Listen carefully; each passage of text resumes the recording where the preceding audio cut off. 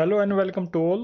Today we will discuss another 5 questions of general science as well as science and tech. All these questions were asked in prelims 2019.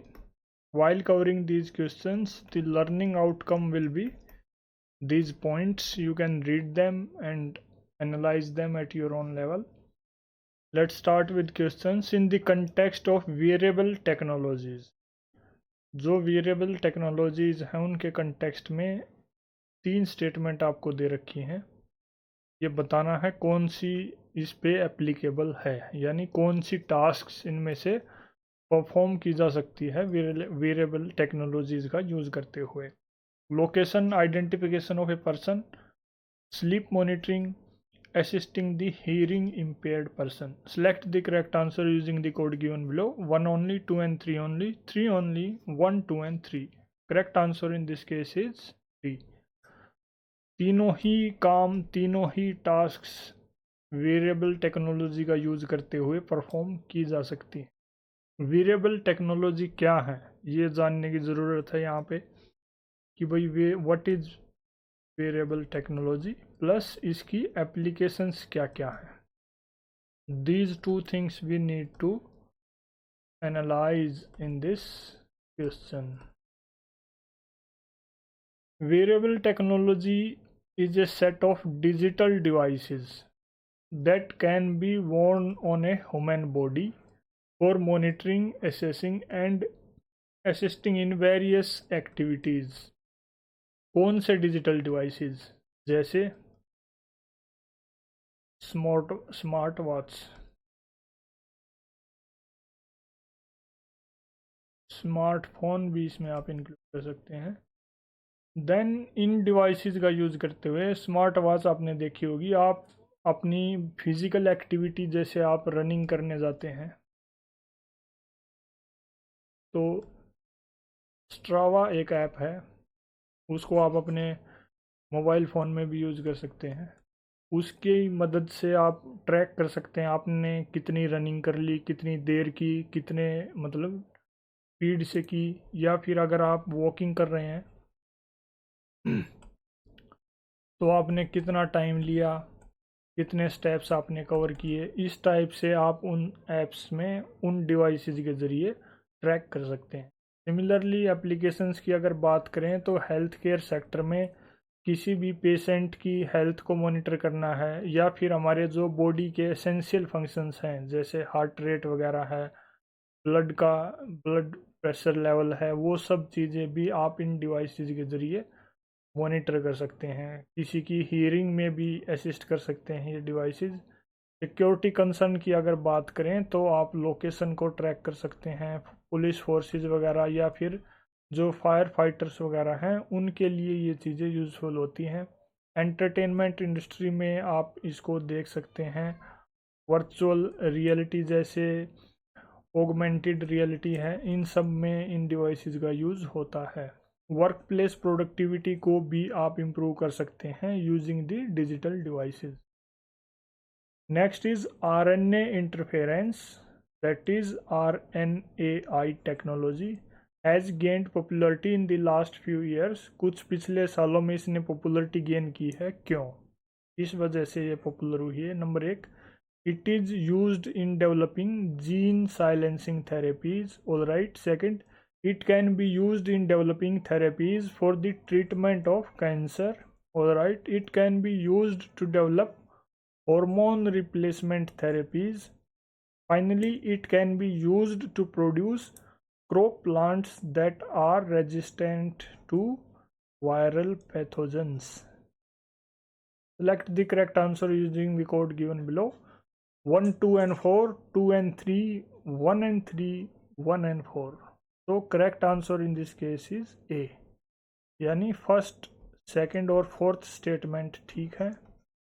First क्या है कि इसका use gene silencing की जो therapy होती है उसमें यूज़ किया जा सकता है इसको। सेकंड, कैंसर के ट्रीटमेंट या फिर जो दूसरे डिजीज़ हैं जैसे HIV वगैरह है, हेपेटाइटिस C है, इन सब में भी इसको यूज किया जा सकता है। देन देर इज क्रॉप जो है क्रॉप प्लांट्स हैं, एग्रीकल्चर सेक्टर में आपने देखा होगा कि ऐसी सीड वेराइटीज़ डेवलप की जा रही हैं जो पैथोजन रेजिस्टेंट हैं, जिनमें ईजिली कोई विषाणु, कोई रोग लगना ईजी नहीं होता, वो उसको रेजिस्ट कर देते हैं, इनबिल्ट उनमें ये कैपेबिलिटी होती है। हार्मोन रिप्लेसमेंट से इसका कोई कनेक्शन नहीं है। आरएनए इंटरफेरेंस क्या है, इसके बारे में हमें पता होना चाहिए, then we will be able to understand its applications. RNA क्या है इसके बारे में ऑलरेडी बात हो चुकी है लेक्चर नंबर 7 क्वेश्चन नंबर 5 में। वहाँ में हमने आरएनए की डेफिनेशन एज वेल एज इसके टाइप्स, जैसे mRNA है, tRNA है, ये सब डिस्कस किए हैं डिटेल से। या हम बात करते हैं आरएनए इंटरफेरेंस क्या है। ये एक नेचुरल बायोलॉजिकल प्रोसेस है, मतलब ये एक नेचुरल प्रोसेस है जो बॉडी में होती है।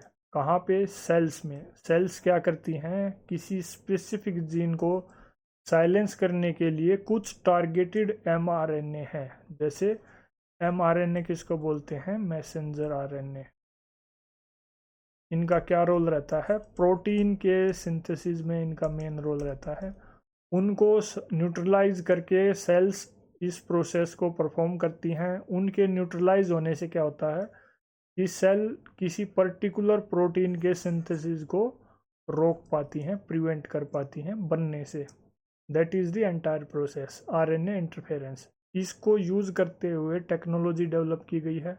उस टेक्नोलॉजी का अलग अलग सेक्टर्स में काम है, जैसे प्लांट जेनेटिक्स और एग्रीकल्चर में हमने ऑलरेडी बात की कि भाई इसका यूज़ आप कर सकते हैं इस टाइप की क्रॉप प्लांट वैरायटी डेवलप करने में जो रेजिस्टेंट है किस चीज़ के खिलाफ? वायरल पैथोजेंस के खिलाफ। देन ड्रग डेवलपमेंट में, डिजीज़ थेरेपीज़ में, जैसे कैंसर की हमने बात की, HIV वगैरह के लिए भी इसको यूज किया जा सकता है, और भी अलग अलग डिजीज़ के लिए इसका यूटिलाइजेशन किया जा सकता है।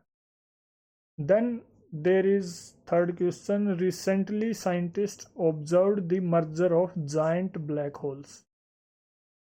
Recently मतलब recently according to this recent.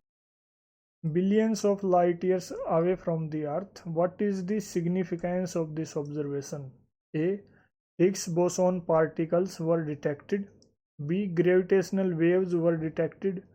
C. Possibility of intergalactic space travel through wormhole was confirmed. D. It enabled the scientists to understand singularity.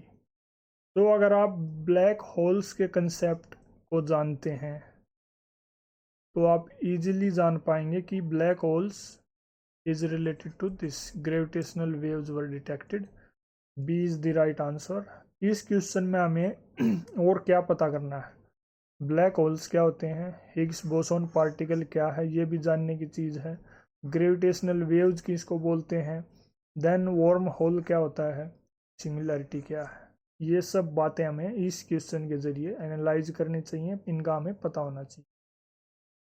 Black hole क्या है? ये एक रीजन है, कहाँ पे? स्पेस टाइम में, स्पेस में, जहाँ क्या फीचर आपको देखने को मिलता है, वहाँ पे ग्रेविटी इतनी ज़्यादा है कि कुछ भी, नथिंग, कुछ भी उसको एस्केप नहीं कर सकता, उससे बच नहीं सकता। नथिंग मतलब even light can not escape it. जो फंडामेंटल फोर्सेस हैं स्पेस में, फंडामेंटल फोर्सेस हैं स्पेस में, जैसे electromagnetic waves, strong nuclear force, weak nuclear force, ये सब भी इसको एस्केप नहीं कर सकती। ऐसे रीजन को स्पेस में ब्लैक होल बोलते हैं। ग्रेविटेशनल वेव्स, कुछ रिपल्स हैं स्पेस में, कुछ वेव्स हैं, तरंगे हैं स्पेस में, जो किस वजह से बनती हैं? Due to the movement of giant objects. जो बड़े ऑब्जेक्ट्स हैं जब वो मूव करते हैं एक जगह से दूसरी जगह, या उनमें किसी तरह का टकराव होता है या मूवमेंट होती है, उसकी वजह से ये वेव्स डेवलप होती हैं। कौन से जाइंट ऑब्जेक्ट्स? जैसे black hole is a giant object. दो ब्लैक होल्स एक साथ मतलब मर्जर का जो क्वेश्चन है, दो ब्लैक होल मर्ज करते हैं तो उस टाइम ग्रेविटेशनल वेव्स डेवलप होती हैं। या फिर न्यूट्रॉन स्टार्स हैं।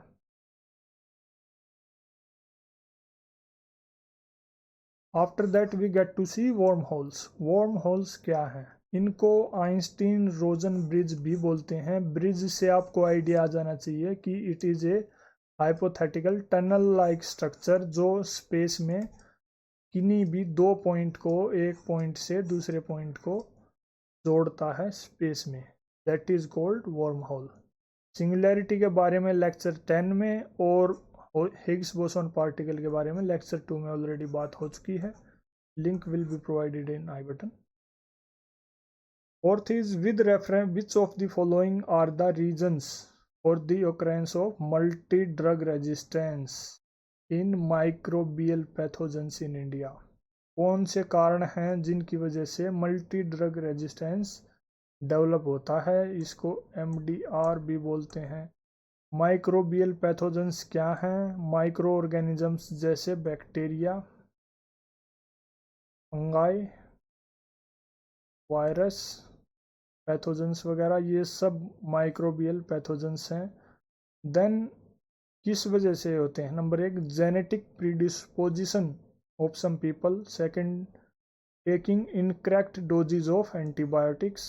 Third, using antibiotics in livestock farming. Fourth, multiple chronic diseases in some people. Select the correct answer using the code given below. 1 and 2, 2 and 3 only, 1, 3 and 4, 2, 3 and 4. Correct answer in this case is B. यानी second और third statement जो antibiotics से जुड़ी हुई है कि भाई antibiotics की इनकरेक्ट डोजेज डिजीज को क्योर करने के लिए। कई बार किसी डिजीज में अगर एंटीबायोटिक्स की ज़रूरत भी है तो ज़्यादा उसकी डोज दे दी जाती है, या फिर कोई नॉर्मल वायरल इन्फेक्शन है जैसे फ्लू वगैरह के केस में होता है, कोल्ड वगैरह के केस में देखने को मिलता है, उस टाइम इन चीज़ों को एंटीबायोटिक्स ठीक नहीं कर सकती। लेकिन फिर भी कई जगह ऐसी प्रैक्टिस नॉर्मली देखी जाती है कि एंटीबायोटिक्स प्रिस्क्राइब कर दी जाती है, दे दी जाती है।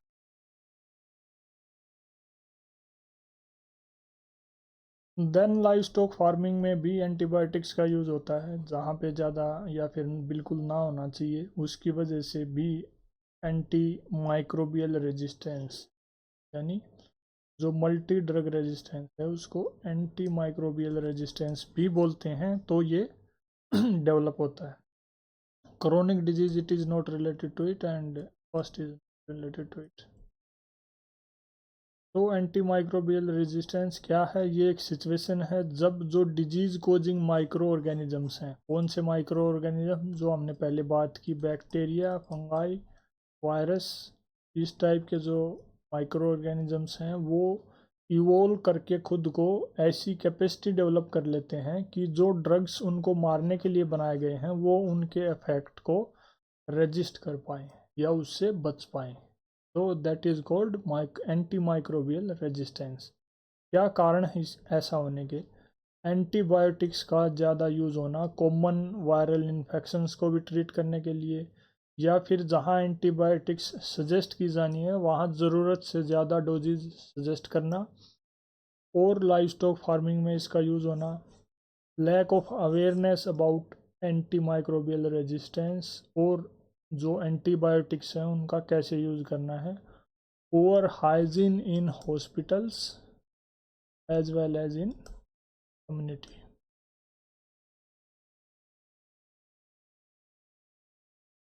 What is Cas9 protein? That is often mentioned in the news. A molecular scissor used in targeted gene editing. A biosensor used in the accurate detection of pathogens in patients. A gene that makes plants pest resistant. A herbicidal substance synthesized in genetically modified crops. Correct answer in this case is A. ये क्या है? ये एक molecular scissor है जिसका काम targeted gene editing के लिए किया जाता है। 2018 में भी एक क्वेश्चन था, उसके ऑप्शंस का हमने एनालिसिस किया था। अगर उसको आपने पढ़ा होता तो वहाँ डायरेक्टर क्रिस्पर Cas9 के बारे में बता रखा है। पूछ रखा है मतलब क्वेश्चन कि इसको मैच द फॉलोइंग करो, किस चीज़ से रिलेटेड है, तो ये जेनेटिक इंजीनियरिंग से रिलेटेड है। वहाँ से आप इजीली इस क्वेश्चन को ठीक कर सकते हैं। लेक्चर 13 क्वेश्चन नंबर 2 में हमने बात की है उसके बारे में। Link will be given in the I button, you can visit and watch. That is all in today's discussion. Thank you.